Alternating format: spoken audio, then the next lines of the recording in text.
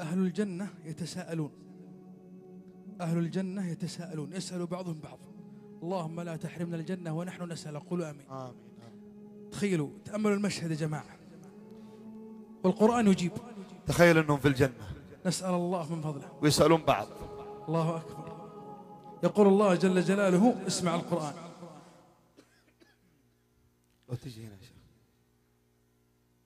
كلا والقمر والليل إذ أدبر والصبح إذا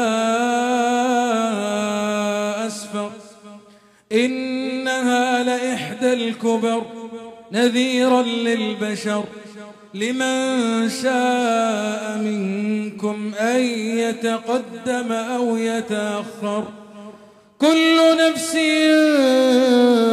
بما كسبت رهينة إلا أصحاب اليمين في جنات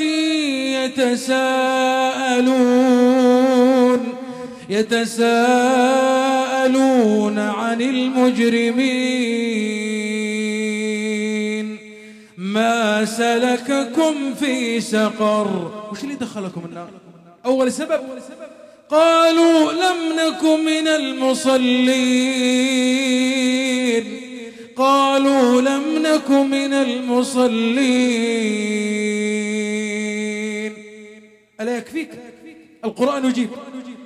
طيب تعال، الناس كلهم في هم، في قلق، في توتر، في شقاء إلا المصلين. ولهذا وش يقول الله جل جلاله؟ إن الإنسان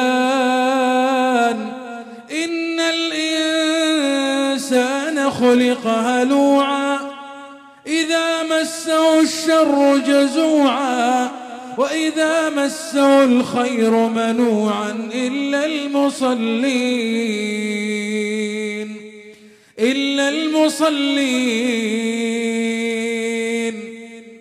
الذين هم على صلاتهم دائمون.